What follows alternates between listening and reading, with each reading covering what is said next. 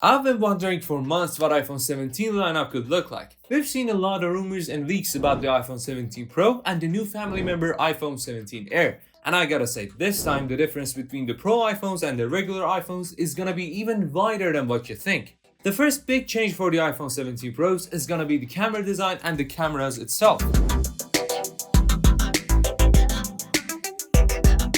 On the previous video, we've seen that the rumors and the leaks show that the iPhone 17 Pro's camera design could look like this.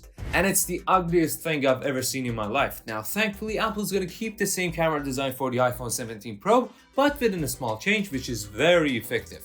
iPhones had a triple camera setup from the iPhone 11 Pro up to the 16 Pro Max, and like I said, the iPhone 17 Pro and the Pro Max will definitely keep the same camera layout. But the camera island is gonna be wider, which is made of glass, and it's within a reason. And the flash, the microphone and LiDAR sensor is gonna be on the right side. Apple added a 5x periscope lens on the iPhone 15 Pro Max and the 16 Pro and the 16 Pro Max. And since iPhones are way thinner than proper cameras, the periscope lens allowed them to pack a bigger sensor with higher zoom levels in that thin chassis. And because of this wider camera bar, we might see a triple 48 megapixel cameras for the first time ever on an iPhone.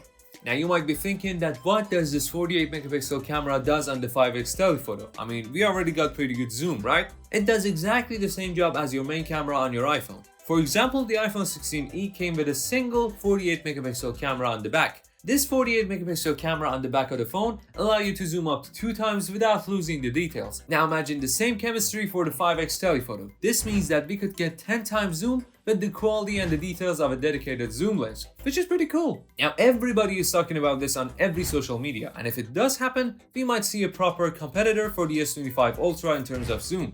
And other than that, if this happens, we could take better zoom photos at night. Now, I talked a lot about the photos, the higher resolution, the higher zooms, but this time there's gonna be a huge upgrade for videos. Now, let's be honest, in terms of the videos, iPhone's been the best. If not, one of the best in terms of the stabilization, the color tones, the dynamic range, and the detail. Now, there's not a lot of information and detail about the upgrade, but it's gonna be huge. One of them is that we might see even less compressed ProRes videos, so the quality is even better. Or maybe a better stabilization or a higher resolution video, maybe 8K, Apple, come on. And if they do continue this route, they could easily convince people to go for an iPhone over a proper camera. Now I said that the iPhone 17 Pro's camera is gonna be on a huge camera bar, right? So this is totally different from the camera island which was on the previous iPhones.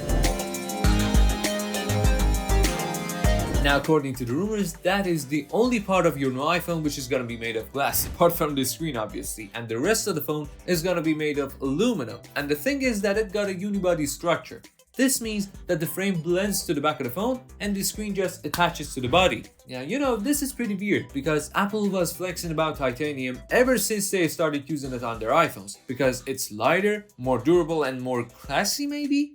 And apart from that, they changed the interior design of their iPhones from the iPhone 14s up to the 16 Pro Max. Everything is inverted now. Now, I don't know if all of you noticed, but iPhones now open up from the back. This means that whenever you want to change the battery, you don't need to detach the screen. This is that part that we're not exactly sure what's going on here. We probably have to wait for more rumors, more details, or maybe some concepts, or wait till Apple introduces the iPhone 17 and see what exactly happens.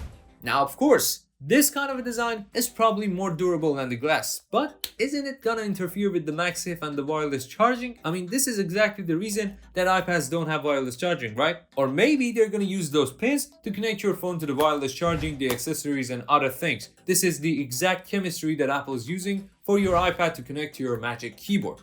So apart from the camera design and the unibody structure of the iPhone 17 Pro and the 17 Pro Max, there are some rumors and talks about the thickness of these iPhones. Apple's been trying to make their iPhones thinner and thinner over time. This exactly happened for the M4 iPad Pro, especially the 13-inch, and you already know what exactly happened. The exact opposite thing is gonna happen for the iPhone 17 Pro and the 17 Pro Max. According to the rumors, the new iPhones are gonna be 5-6% thicker than before. And one of the main and the biggest reason that Apple has the guts to try this out is because of the existence of the iPhone 17 Air. Every mil that they add to the iPhone 17 Pros, they reduce from the iPhone 17 Air and make it thinner and thinner. And one of the main benefits, apart from the camera which can be bigger and better, is the battery.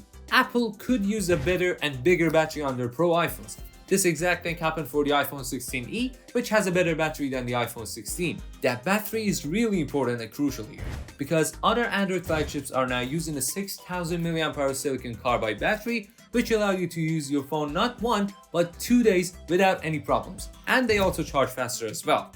So let's sit down, open our hands and pray for Apple so they add a better and bigger battery on the iPhone 17 Pro and the 17 Pro Max. Now speaking of the iPhone 17 Air, probably all of you that watched my previous video know exactly what's gonna happen. Back, we got a single 48 megapixel camera which is way better and bigger than the iPhone 16e, because that thing isn't as good as what Apple says. And other than that, the camera is on a big camera bar just like the iPhone 17 Pros and the Pro Max. Apart from the camera and all the design things, let's get to the frame.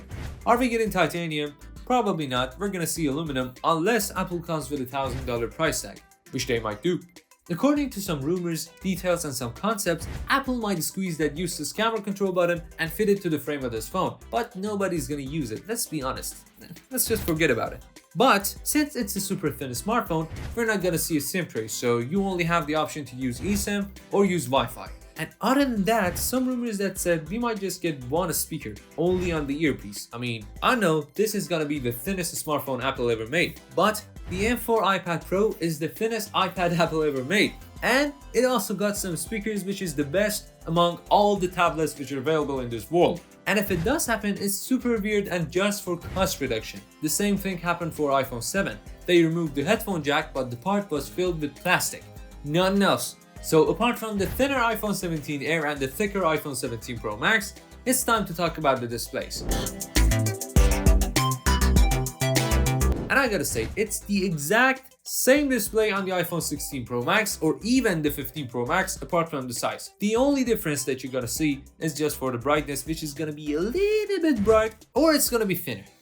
That's it. But there are some rumors and talks which I'm not really sure of that says only the iPhone 17 Pro Max could have a smaller dynamic island. It's a Pro iPhone after all. I mean, if the bigger version could have the smaller dynamic island, why the hell the 17 Pro could not have? It's only for the screen, not for the body or the battery or the camera. And as for the sizes, well, it's also gonna be the same.